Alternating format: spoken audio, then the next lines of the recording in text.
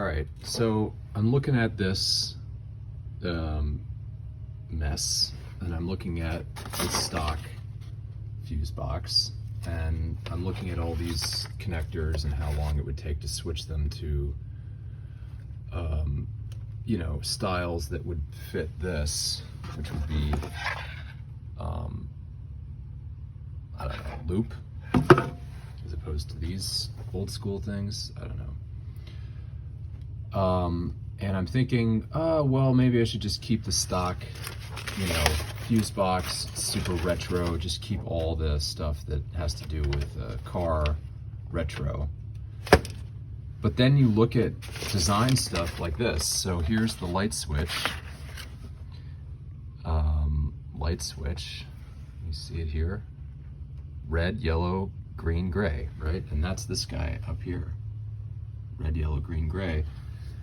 And this wire, look at the red wire, red, yellow, green, gray. It comes up, then it goes up and over, and then it comes in to the unfused side, the top red one right here, comes into the unfused side of the fuse box. Unbelievable. I mean, this power feed here goes directly to the alternator and then to the battery. Here, up to the alternator and then to the battery.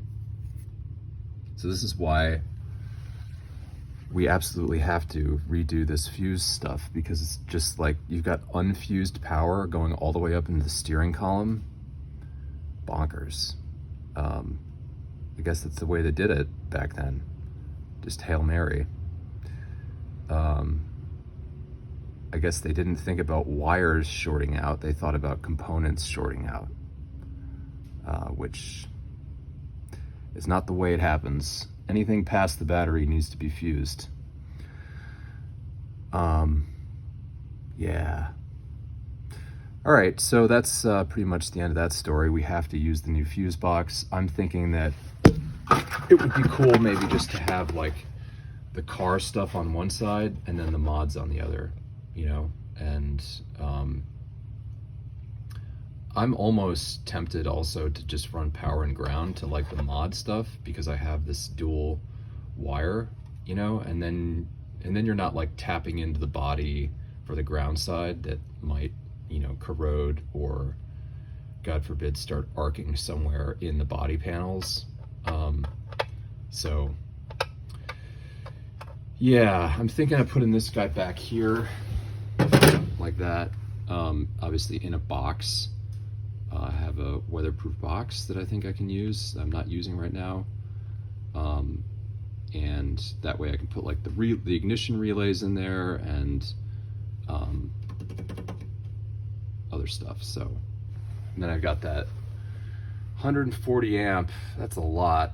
I might have to step that down, maybe a 60 or a 30, you know, circuit breaker. But we'll see what happens. I think the best part is that everything else past the fuse box will be fused, and there's just a short loop from the battery pack that will be over there to the fuse box here, and then does mean I'm gonna have to run separate wiring up or retrofit it all back here. I don't know, but yeah, going over this wiring diagram,